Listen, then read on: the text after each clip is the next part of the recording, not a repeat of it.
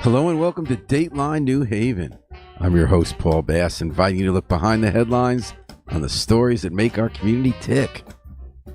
Today it's headlines and baselines and what the commenters wrote, where we have articles, headlines from the New Haven Independent, my main source and most people's main source for daily news about New Haven.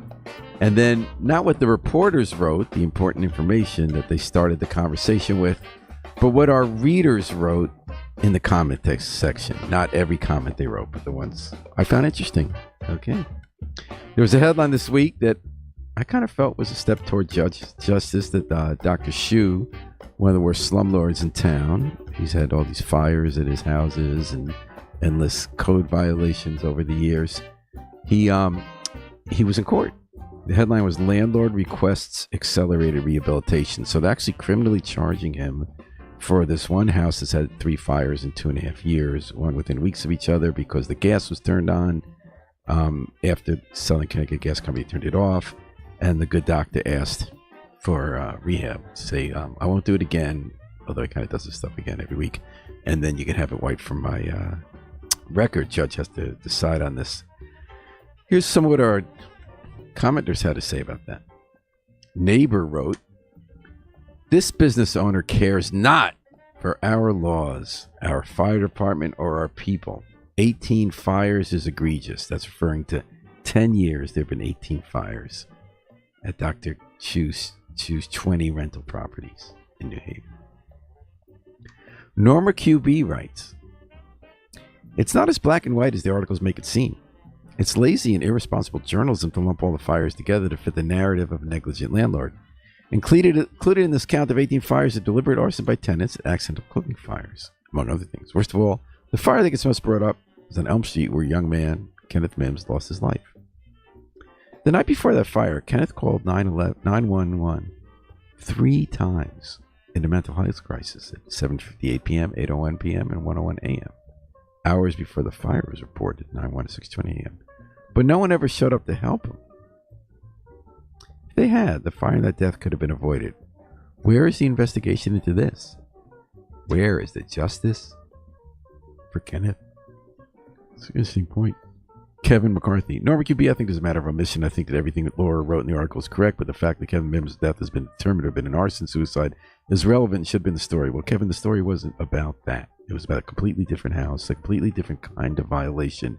And we link to the story that tells you in full about Kenneth Mims, and the fact people know about it is because of the reporting people have done. Just my take on it.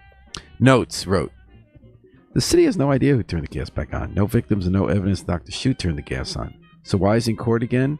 Well, I think maybe because he has so many violations and so many fires, and he has been known to be so unresponsive to the city, blocking inspectors from going into his houses, threatening tenants not to talk to inspectors or reporters, not talking to neighbors when tenants are doing bad stuff, and racking up tons of money, poverty rents, cramming people who have nowhere else to go into these rundown houses." So yes, in each case, you can't say it was Dr. Shu's fault, each fire, each violation, but it adds up to a way of doing business that runs up, puts everyone's life in danger, drags down neighborhoods, takes advantage of people, the most vulnerable, needing a place to live, and tying up a lot of money and time from the fire department. Others have to keep responding to this stuff. So I have less sympathy than Notes does for Dr. Shu.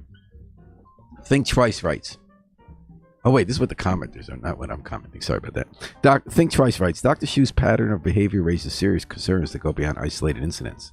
Owning and profiting from property is neither unusual nor inherently wrong, despite criticisms often raised in public debate by the woke and socialists. However, the issue here is not profit itself, as the apparent prioritization of financial gain over the basic safety and well-being of tenants." Okay, I went one more side. I think socialists would agree with that. Anyway, "When housing conditions repeatedly fall short, it suggests a troubling disregard for the responsibilities that come with property ownership." Neighbor writes, "An illustration of why and how rooming houses in New Haven were banned, heading toward deadly history repeating itself in real time with this business owner."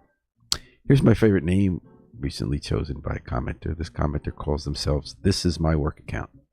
"This Is My Work Account" wrote, "Are people here really white knighting a landlord with over 50 violations? Some are simple fixes. Put in alarms. Some are more complicated and require remediation of the buildings. Our citizens deserve safe housing. Here come all caps, like our good president. No matter how much rent they pay. Well, that's the end of the full caps part. This man profits off of the poor. Our poor deserve safe housing. Commenter LBNHV writes, this is not Dr. Shu's first go-around as a landlord in trouble with the city housing code enforcement. In the past decade, he previously owned many properties, got cited and fined and sold them. As the Independent reported in 2020, post-COVID, he's back again, owning NHV properties as an allegedly negligent landlord, but now facing stronger legal tools and fines. There you have it, folks. We'll take a musical break and come back with more headlines. This is Lake Street Dive doing a cover of the Jackson 5's I Want You Back.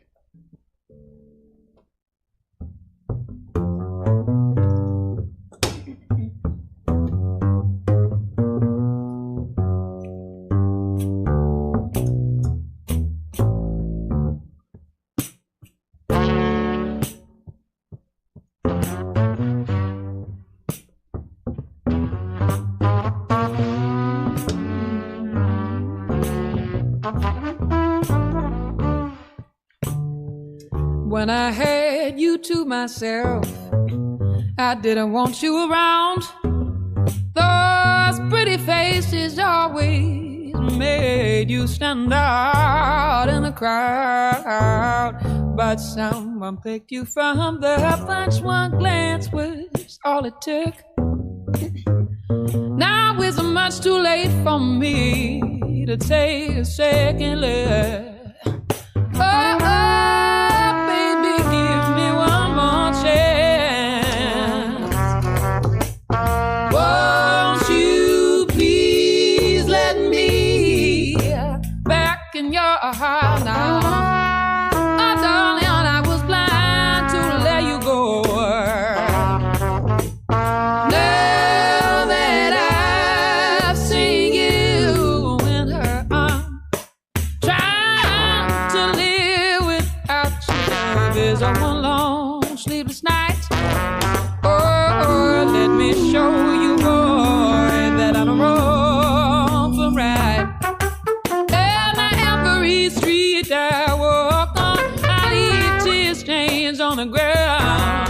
Following the boy I didn't even want around.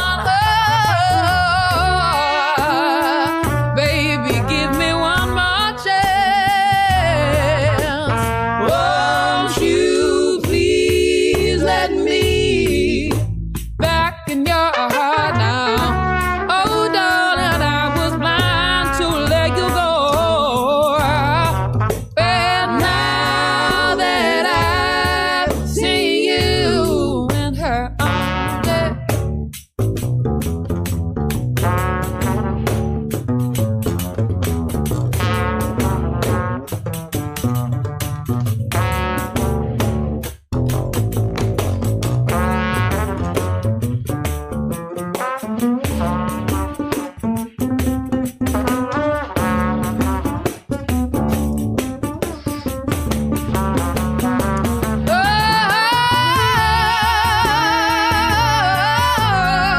baby, give me one more chance. Won't you please let me back in your heart now? Oh, and I was blind to let you go. Now that I've seen you, oh, baby, give me one more chance. Won't you please let me back in your heart now? Darling, I was blind to let you go. Let you go, baby. Now that I've seen you in her arms. I want you back. I Want You Back, covered by Lake Street Dive from the original Jackson 5 single from 55 years ago when they came out bursting, heavy production, beat fast, a lot of harmony, And here they stripped it down for parts and made it their own, a different song. Not better than the original, but so different.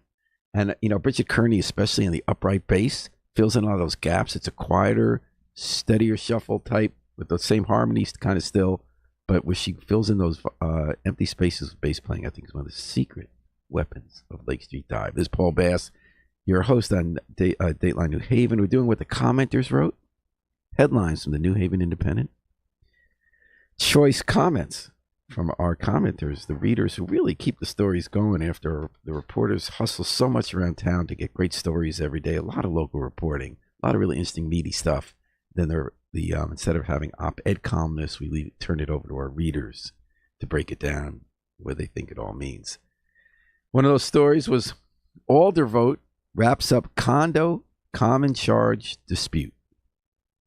I was really interested in this story because this story you don't usually read. You don't usually know this kind of happening in government, like way down after you have all these controversial issues, important issues, big budgets. Turns out this is a lawsuit that's been going around for years where it really is kind of cockamamie. You kind of figure out, like, how could that happen? What the lawsuit was is the city foreclosed on one unit in a condo complex. It's a business condo complex on Prince Street. A lot of doctors' offices and stuff. And there's this basement or ground floor apartment. Tom Breen, the reporter, managed to talk his way in and get a photo of it. And it was kind of, people decided it was kind of a useless condo complex, but it was a unit. And the city became the owner because they foreclosed on it for 12 years, almost. And they never paid the common charges. They said there weren't really anything going on with common charges, and that wasn't what they were supposed to be doing. But in any case, there was a whole dispute about it.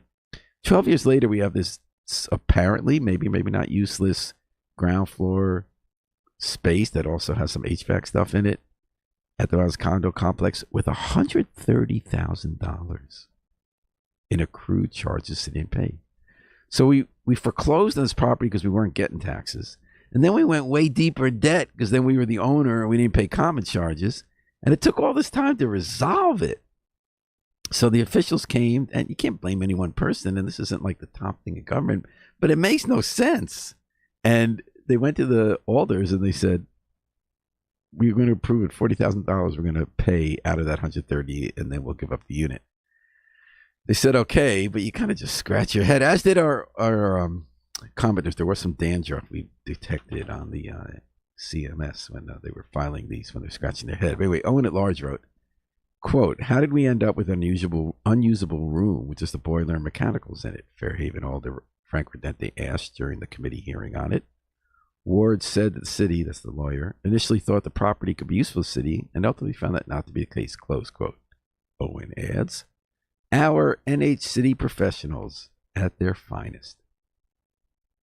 Although to be fair, we've all been in kind of like stuff we didn't intend to that piled up that kind of didn't make sense. In the end, we just try to get out of it. But, they got to give answers to questions because of the government. They represent us. Notes wrote, if it wasn't usable, it should never have been taxed, ever. Always against the city, man, what they're trying to do.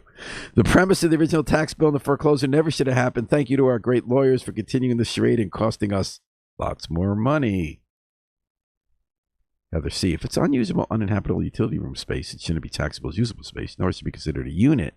Nor should the condo board be able to collect rent or common fees for it. That's a good point, Heather. That last point. Think twice. It's New Haven. Nothing ever quite makes sense here. By now, you'd think we would have learned not just to understand that, but to accept it. Yet, time and again, knee-jerk reactions drive decisions that ultimately cost taxpayers. This pattern helps explain why City Hall struggles to attract talent needed to serve. The requirement to live here is a real turnoff for exceptional qualified applicants. Johnny Sevo, 12 years to resolve. We give it back to the condo station, pay them $50K. Oh, I guess it was $50K.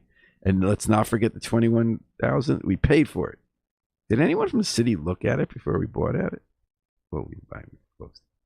Unbelievable. It's true. I guess we could have turned it back to the condo association, but someone else bought it before that. Interesting. I love these little things that actually have all these aspects you got to explore to figure it out. Harlequin said he figured it out, or she. They wrote, so the city, owner of the unusable condo valued at $158,000, one, lost out on collecting property taxes for nearly 12 years because the city doesn't pay property taxes to itself, and two, the city didn't pay any condo fees for the 12 years the condo association is required by law for the condo they owned. And now they're doing the condo association a, quote, favor, close quote, of only paying $50,000 and giving the condo association the condo. So this begs a question. If a regular person owned a condo that they did not pay condo fees on, do you think it would take 12 years to foreclose on the owner?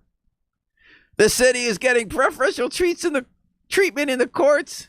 And that is so wrong. But the hooray for the riffraff is so right in telling us what was interesting about the story of the buffalo, which we're going to hear now on WNHH FM. Moons and a raging river, saddled up by the piñon fire, drove out to the edge of the pueblo, bought a drum from a man who cried, and the children's shoes on the ceiling, and the way that you hold my hand, and I yelled and I didn't know the reason, but I knew that you'd understand. 2 weeks just to catch the buffalo, 2 weeks just to catch the buffalo. Some things take time, I know they do. Some things take time, I know they do. I hope our time will never go. I hope our time will never go. 2 weeks just to catch the buffalo. 2 weeks just to catch the buffalo. Will we go like the woolly mammoth or the deer dodo? Gone like the batchman's warbler, disappeared like the melting snow. Little Mary on a fruit bats, or the bridled white-eyed bird, or will we keep on running like the sound of the buffalo herd? That sky-red hawk recorded out on his cousin's farm up north in Minnesota. He tied the recorder in the yard up to a gate post waiting, slept out in a tent to hear the rumble of the big stampede that one day magically appeared. 2 weeks just to catch the buffalo, 2 weeks just to catch the buffalo. Some things take time, I know they do. Some things take time, I know they do.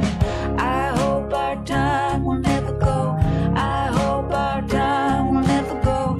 2 weeks just to catch the buffalo, 2 weeks just to catch the buffalo. And I want us to be like that, running wild and running free. This year tried to kill us, baby. Well, good luck trying, you can't catch me. And I'll jump off this cliff with you, if that means we will survive. 'Cause we drove out to the desert just to leave the past behind. And our footsteps fall in shadows, treading light down the canyon trail. And the sun is barely rising, and the stars like a wedding veil. And I cannot lie to you, 'cause you can read my mind. So I think I'll try with you. Some things just take more time. 2 weeks just to catch the buffalo, 2 weeks just to catch the buffalo. Some things take time, some things take time. And I hope our time will never go. I hope our time will never go. 2 weeks just to catch the buffalo, 2 weeks just to catch the buffalo. 2 weeks just to catch the buffalo, 2 weeks just to catch the buffalo. Some things take time, I know they do. Some things take time, I know they do. And I hope our time will never go. I hope our time will never go. 2 weeks just to catch the buffalo, 2 weeks just to catch the buffalo. 2 weeks to catch the buffalo. Hooray for the riffraff. Something takes time. Some things take time. I know they do, she writes and sings. And we learn every day from reading the New Haven Independent, which we're doing today on Dateline New Haven's what the commenters wrote, reading the headlines to the stories that the reporters wrote, and then hearing what some of the commenters had to say about it. One thing that takes time, maybe forever, maybe it'll never happen, is to change Connecticut from a state where billionaires or multimillionaires pay a lot less of their income in taxes percentage-wise than bus drivers, school teachers, office workers. It's so crazy. We have a governor who's a Democrat who doesn't allow the Democrats to even start talking about the issue, let alone change it. That's Ned Lamont. He thinks that gets rid of meritocracy if people with inherited wealth don't get to pay a lot less in taxes than someone who works all day driving a bus or teaching a class or being a cop. Guys running against him for the Democratic nomination, trying to push that issue, among others, Josh Elliott. He's not getting that far, but he's hustling. He's been to over 100 town committees all across the state, and he's hoping to force a primary. He did that in New Haven. The headline to the story, really good story if you want to see, kind of get a handle on what this is all about, by Mon Mahadevan. It's called "In New Haven Pitch, Elliott Turns Up the Heat on Lamont." Here's what our readers had to say in their comments. Notes wrote, quote, "Taxing the rich," close quote, "is a tired mantra that means nothing and is rooted in dishonesty. Out of 3.5 million people in Connecticut, less than 500,000, because that's not supposed to be a lot, live in Lower Fairfield County, but they pay 40% more or more of state income taxes. Right. That's where the hedge fund owners live. So they pay more than the bus driver, but they pay a third of as much percentage-wise on every dollar. Notes continues to write before Paul rudely interrupted him to argue with him. At a time when the state is running a roughly $2 billion surplus, what's the point of more taxes? You're not running deficit next year because of all the cuts from this guy's president. Oops, sorry, didn't mean to interrupt. Notes further writes, Connecticut tax and other public policies cause 6 billionaires to move out of state along with a number of major corporations, including Aetna, GE, Lexion. Still saw Lexion there, right? And United Technology. Some of those billionaires also moved their companies and employees. The tax loss was immense. Meanwhile, per a former comptroller, the state is monitoring the remaining billionaires because the loss of market caused significant losses. But in the meantime, the current tax and fee structure is stifling business and choking individuals. The state doesn't need more money. People like Elliker and Elliott need a dictionary to understand affordability for billionaires. And a heart to understand what they're doing to us when they advocate for 99% of the state to get more help. Okay. Unfortunately, they have neither. Max B writes, I realize that this is going to be dancing on our new commenting guidelines, but why the heck are Connecticut Democrats so gosh darn lame? Swear to God, I have Chobani in my fridge with more flavor. This isn't a knock on Josh per se. Someone needs to challenge Lamont, but is this all we have to choose from? At least Aaron Stewart is willing to help us on our taxes. Zing! That's how Max ended it. I like Max's comments. Peekaboo wrote, it's all nothing but politics, my friends. It has been and always will be. How sage. Spark James wrote, I'd like to see Elliott embrace Adrian Bonenberger, not literally, and discuss his Connecticut Guard initiative and obviously let Bonenberger head that up. Since Bonenberger has the respect that basically everyone as he should, I'd also like to see what other ideas they might come up with to strengthen CT if that's possible. I wanted to like Aaron Stewart, but MAGA really soured my taste for anything GOP in Connecticut.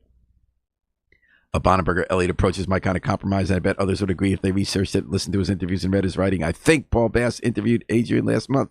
Yes, I did, on the show, and you can find that article on the New Haven Independent. David J. Weinberg, okay, I'll be obvious, my favorite commenter, wrote, I'm one of the Ward 14 co-chairs and delegates, and I absolutely plan to support Josh Elliott in his candidacy. I was in attendance, amazed that he was heading off to 2 other Democratic town committees that night. I think he's Beto. Josh is honest and thoughtful about his position, spot on with his critiques about the governor's embarrassingly wet noodle approach to his job, and prepared to offer some holistic solutions to caring for all of Connecticut. Think Twice wrote, Lamont represents a kind of democratic leadership that's increasingly rare, pragmatic, steady, and focused on governing, not grandstanding. I guess Think Twice didn't see there's a $250 tax rebates he was setting up. Oh, sorry. A classic blue dog, Lamont led responsibly through COVID and has kept Connecticut stable while other high-tax states like New York and California struggle with residents leaving. Calls for a, quote, progressive, close quote, approach often mean higher taxes and bigger promises that we've seen in California, Illinois, and New York. When the bill comes due, the rich leave for Texas and Florida, leaving you taxpayers with the bill. It's classic New Haven. All the want and demand until the tax bill shows up, and the same group screams about the bill. New Haven scared off all the rich years ago. Only the poor working class left to pay. Lamont offers balance and realism. Vote Lamont. Justin Higgins writes, unlike his predecessors, both Republican and Democratic, Governor Lamont paid attention to the spiraling debt crisis that most of his fellow Democrats in leadership roles and many special interest groups literally denied, especially Governor Malloy's tenure. Does he remember Malloy barnstorming the state to get the business community to accept $1 billion in higher taxes on business and $1 billion in concessions from labor to try to balance and then paying down some of the pension debt? But I'm going to go back to what Justin wrote. Is Governor Lamont perfect? Of course not. But he is far better than other Connecticut politicians who should have retired decades ago. Also, his experience in the private sector is extremely important. Leave that alone. Estimated share of Connecticut income tax paid in real dollars over 2013-2022 as a percentage of total taxpayers in the state. Top 1%, 37.6%. Top 5%, 57.6%. Top 10%, 68.6%. Doesn't make sense. It's up to like 300% of taxpayers. I'll leave that alone. The top 1% in Connecticut of the resources do whatever they want. Most do not leave their residence state due to taxation alone. They have a social life here. But they will move their companies to lower cost states and often use the tax code to their advantage without changes in federal law. Nothing can touch this group. Their companies bet on all political horses, meaning they do not care who is in charge because money is more valuable than power, as the powerful now require huge sums of money for re-election. We, the people, need to fix that. What is important to note is that decisions made by the 5% directly impact the next 20% of Connecticut taxpayers who work for them. California is experiencing that now, especially in the tech sector, as access to capital is digital in a global market. When 20% of your politician pay 80%, oh, I see what he's doing at that top. He was adding, okay, he was saying is that you get to the top 20%, then you've gotten 82% of all taxpayers. My apologies, Justin. When you have 20% of your population pay 82% of the taxes, you have a massive problem with business growth and competitiveness compared to other states.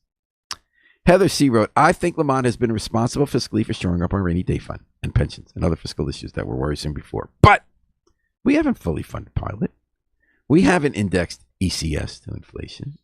And many municipal school systems are struggling to find public education sufficiently to operate with the special ed and extra help needs of today's students, or to probably prepare them for the future workforce or for higher education and repair and maintenance infrastructure, keep supplies and equipment up to date, or focus on the community colleges and state universities preparing our young adults for living wage careers to fit with our employees' state needs.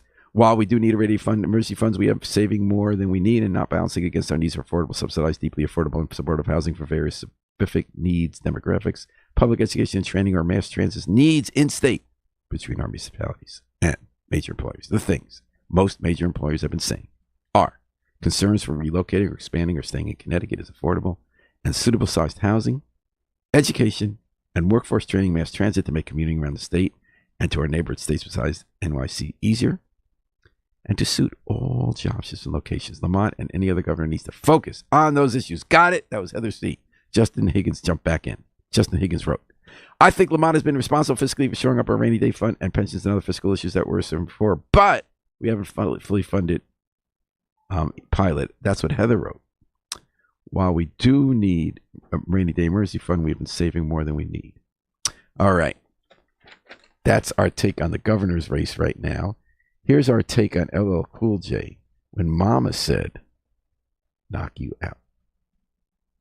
Come on, man. And with the local DBC news, LL Cool J with a triumphant comeback. For a solo. But tonight, don't call it a comeback. I've been here for years. I'm rocking my pants, putting suckers in fear, making the tears rain down like a monsoon. Listen to the bass go boom, explosion. Overpowering, over the competition. I'm towering, wreck is shot. When I drop these lyrics that'll make you call the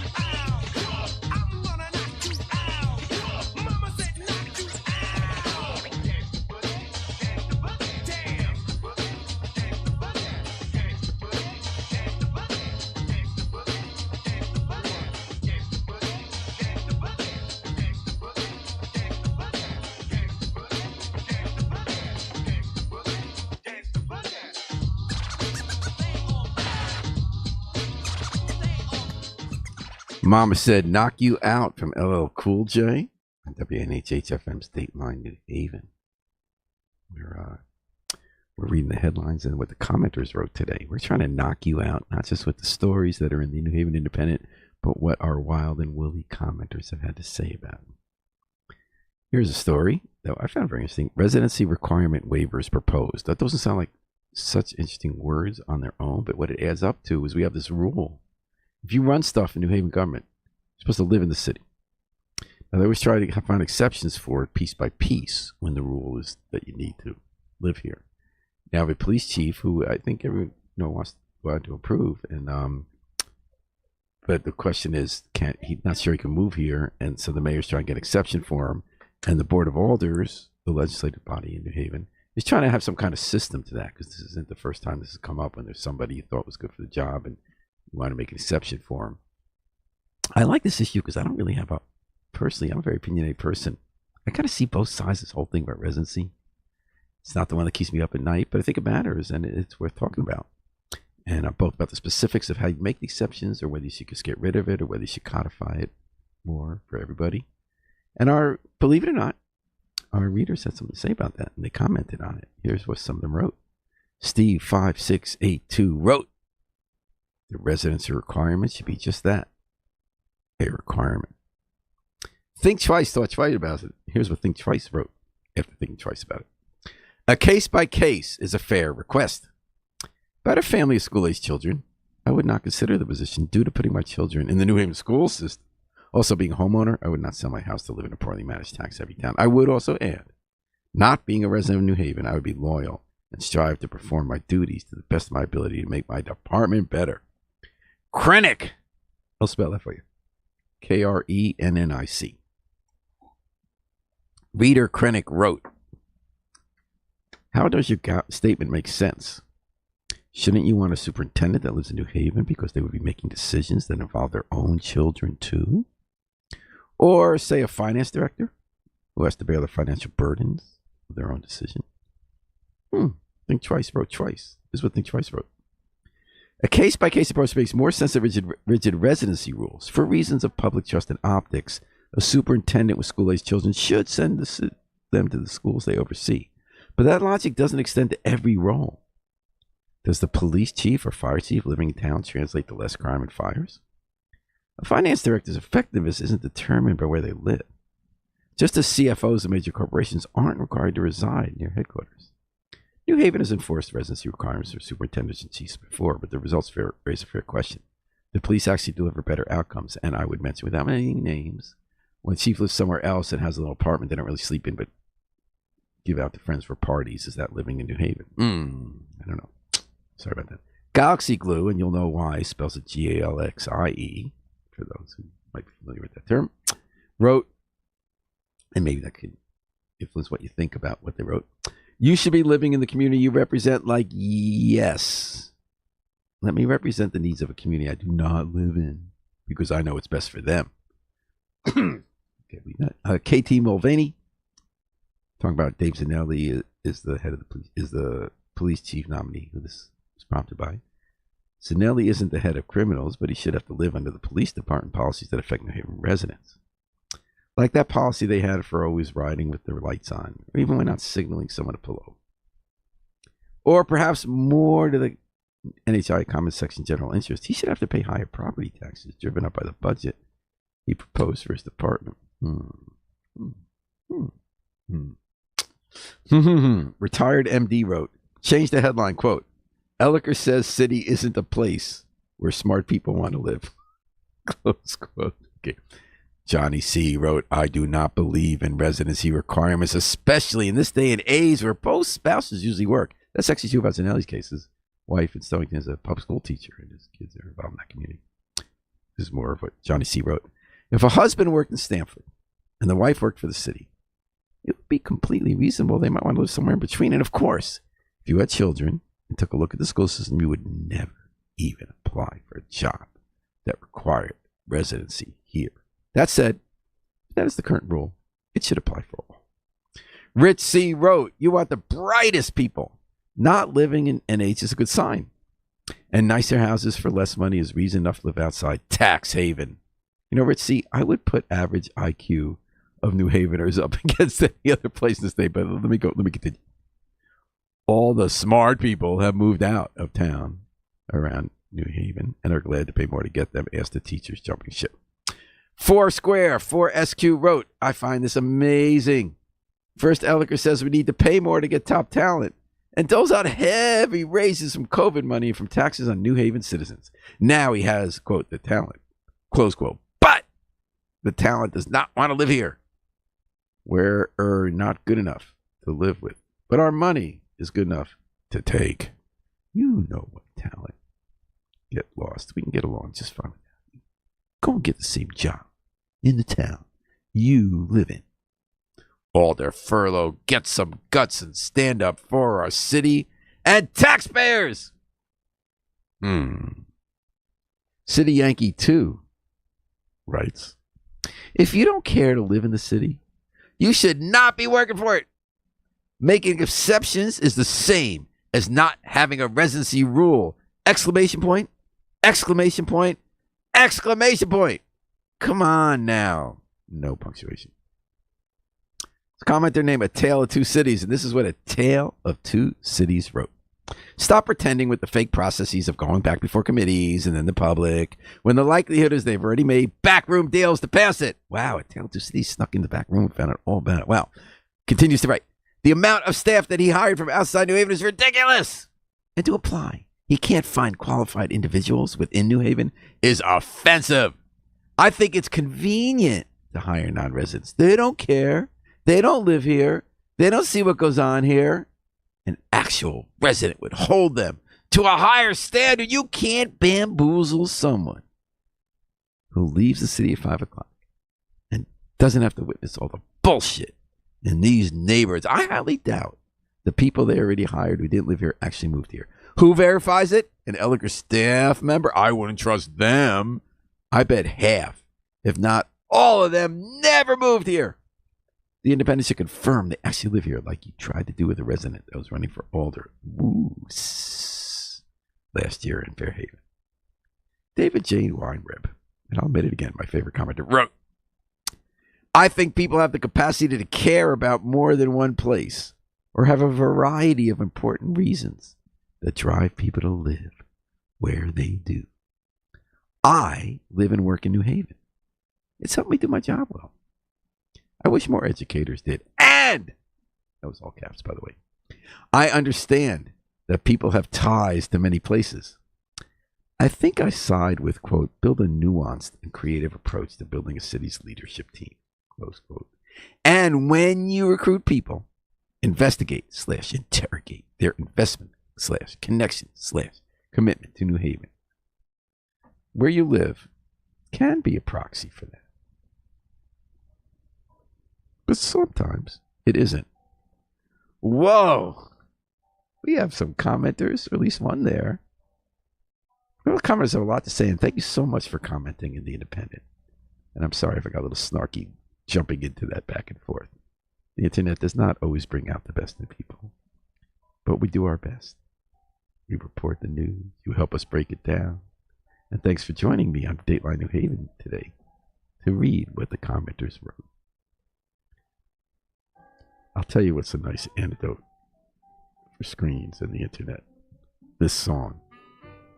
I wish I knew how it would feel to be free, from the Afro-Semitic Experience, covering Nina Simone, in their album, A Plea for Peace.